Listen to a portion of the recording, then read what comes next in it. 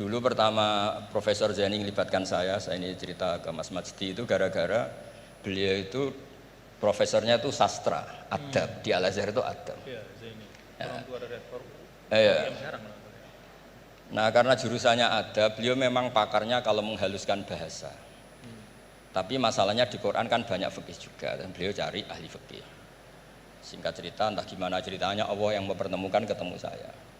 Nah, kenapa kita butuh fikih, tidak sekedar kesusastraan atau ilmu adab? Karena ada tafsir atau fikih dalam Quran yang mau tidak mau harus difikihkan. Misalnya begini, wa antasma'u bainal ukhtain, kamu tidak boleh menikahi sekaligus mbak dan adiknya atau adiknya dan mbaknya.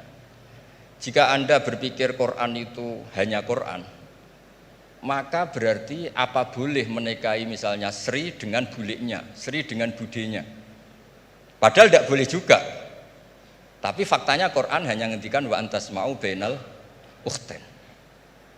Sebab itu zaman Rasulullah SAW sugeng itu nambahi wala binal mar'ati wa ammatiha wala binal mar'ati wa kholatiha. Juga tidak boleh menikahi Sri dan budenya atau Sri dan buliknya. Dan kebetulan Nabi itu tidak menambahkan wala binal mar'ati wa jaddatiha. Karena kayaknya itu nggak usah dilarang, ya sudah lucu aja gitu. Masa kamu nikahi perempuan umur 17 terus minat mbahnya umur 70. Lah itu kalau sampai butuh dilarang ya Anda perlu berobat itu. Tapi kalau bule kan kadang masih menarik. Orang-orang kayak gini itu misalnya nikah umur 17, bulenya cantik umur 30, minat enggak? Jadi artinya butuh dilarang untuk enggak minat tuh butuh dilarang gitu. Tapi kalau mbah Ngono kok ditakok. nah ngono kok ditakon. Ini pakarnya. Ini tetangga saya orang Bojonegoro, dulu benderanya Profesor Zaini juga. Artinya andai kan tidak ada usul fikih ini mimbabi itlaqil ba'di wa iradatil qul. Meskipun usul fikih itu yang menginduk ilmu balaghah, ilmu ini itu. Jadi Allah menyebut bainal ukhtain artinya diganti bainal mahromain. Jadi ukhtain itu ibaratun atau itlaqul ba'di, yaitu ukhtain mewakili kata mahromain. Dua perempuan yang punya hubungan mahram tidak boleh dinikah bersamaan untuk orang-orang yang poligami. Ini penting supaya semua tafsir juga gitu, lafat-lafat yang ada mahdhufnya itu kita jaga, baik itu secara keilmuan maupun secara fikih. Keilmuan misalnya begini, orang yang dilaknati Allah, mal'anahu wa ghadiba alaihi, di antaranya diteruskan wa ja'ala minhumul qiradata wal khanazira wa abadat tauhid. Lalu misalnya secara penelitian tidak pernah ada makhluk manusia yang dulu jadi kera. Tapi melihat ayat itu seakan-akan itu pernah ada periode atau kejadian di mana manusia itu dirubah jadi kera. Wa ja'ala minhumul qiradata. Mau tidak mau kita butuh perangkat ilmu lain yang namanya balaghah. Itu orang Jawa, itu kalau dilangkai kakinya itu hanya bilang kayak kera. Orang nggak sopan tuh katanya kayak kera.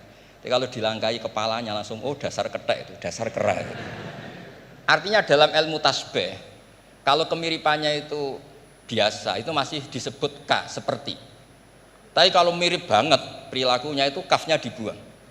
Sehingga orang yang tuli banget terhadap kebenaran Allah bilang summum bukmun umyun. Orang kafir itu summun, tuli misalnya. Bukmun ada bisu. Padahal faktanya mereka bisa mendengar, bisa ngomong, bisa bicara. Tapi saking tidak pernahnya mau mendengar kebenaran, di redakseknya summun, bukan kasumi tapi summun. Begitu juga di bab madah memuji. Kalau orang agak ganteng, mungkin saya kalau muji Mas Masdi hanya kalkomar, muji Pak Rektor paling ya kalkomar. Tapi kalau muji Nabi langsung komarun, anta samsun, anta bedrun, karena gantengnya kelewat, sehingga kaf tasbih sepertinya itu dibuang. Nah, andai kan tidak ada fakta manusia itu pernah dirubah jadi kera di era itu, andai kan itu nggak ada, kita sendiri juga nggak tahu. Kita masih bisa menganalisis dengan teori balaghah tadi, wa ja'ala minhumul qiradata ekal qiradah. Mereka atau mislal qirodah, mereka dijadikan Allah laksana kera, tidak berakhlak, tidak beretika, tidak bermoral. Ini pentingnya ilmu balaghah, sehingga kita tidak perlu mengharuskan orang berkeyakinan dulu itu pernah ada orang manusia dirubah jadi apa? Kera.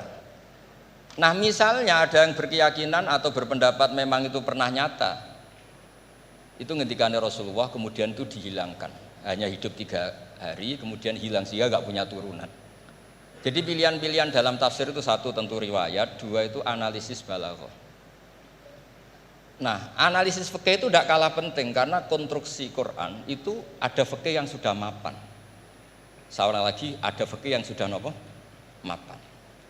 Ketika Nabi Lut itu menyesali kaumnya itu lesbi dan gay, kelainan seksual. Itu Nabi Lut ngendikan haula ibanati hunna adharu lakum. Kalau kamu ingin menyalurkan kebutuhan biologis Anda, ini ada anak-anak putri kami, hunna adharu lakum. Itu lebih suci bagi kalian. Tentu fikih itu sudah mapan, maknanya dinikahi dulu dengan proses nikah yang sah. Nah, barokahnya fikih yang mapan ini Allah tidak cerita tafasilul umur, tidak cerita detail-detailnya. Sehingga salah sekali kalau kita sering bilang kita hanya kembali ke Quran. Itu tidak bisa karena Quran juga tidak berdiri sendiri dengan makna yang sebenarnya karena turun itu ada asbabun nuzul. Ini yang terakhir supaya ngasih pekerjaan kan jauh-jauh dari NTB. Ya kan bisa dimanfaatkan secara baik dan benar. Saya ini Sohibul Bait. Nah, enggak ini bukan guyon tapi memang betul harus begitu memang. Mau enggak mau. Sumpah misalnya. Orang itu kalau ditagih hutang atau ditegur itu masih ya besok saya bayar. Ditagih lagi kayak gak percaya, wawahi besok saya bayar. Jadi kata wawahi itu mesti menunjukkan emosi, tersinggung, sumpah. Sehingga suatu saat ada seorang khotib ini ngendikan, fa warabbis samaa'i wal ardi innahu la haqqum mislama annakum tantikun. Demi Tuhannya langit dan bumi. Itu si Bedui, ada orang Arabi, orang desa. Langsung menyelasi Pak Khotib tadi. Pak Khotib, mangdalladzi akhdhafal jalil hatta alja'ahu ilal yamin. Siapa yang bikin murka Allah sehingga Allah terpaksa sumpah. Semenjak itu jadi ilmu, kalau Allah memulai redaksi dengan sumpah, dengan qasam pasti Allah tersinggung. Jika lafaz-lafaz yang dimulai wan nazi'atil gharqa atau dimulai wasamsi wa duhaha, mesti terusannya itu Allah agak marah. Karena di mana-mana orang sumpah itu menjelaskan sama yang agak tidak percaya. Itu dzauqul arabi, itu adzauqus salim. Nah begitu seterusnya. Kemudian masalah wasfiyah ismiyah. Saya dulu sering debat sama Profesor Zaini. Kan misalnya kiai-kiai di Jawa, umumnya kalau maknani min alakin itu segumpal darah. Lalu orang-orang yang nekuni embriologi itu tidak pernah ada segumpal darah. Kalau segumpal darah malah jadi kluron, macam-macam. Katanya Quran itu mesti benar ini ada segumpal darah. Kata saya segumpal darah itu bahasa Indonesia, Quran itu bahasa Arab. Tidak akan ada itu di Quran kata saya. Tapi ada yang bilang segumpal darah ya, tetap aja itu enggak Quran. Yang Qurannya min alakin, segumpal darah itu bahasa Indonesia. Quran tidak ada yang bahasa Indonesia kata saya. Nah tapi itu bisa dianalisis pakai balaghah atau pakai teori madatul kalimah.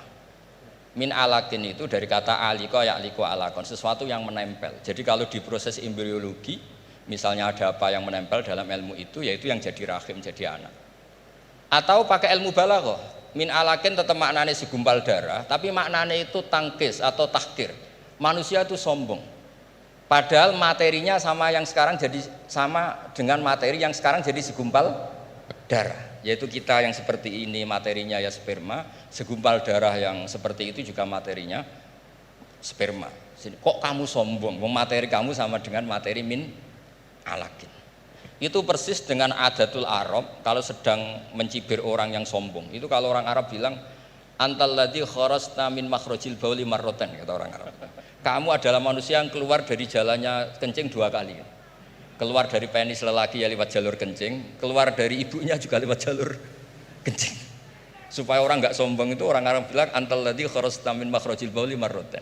Nah, min alakin itu dalam konteks itu karena begitu angkuhnya Abu Jahal, begitu angkuhnya kafir-kafir Quraisy, sampai diingatkan Allah ulang, kamu ini materinya min alakin, sejenis itu mbok yo jangan yatgha.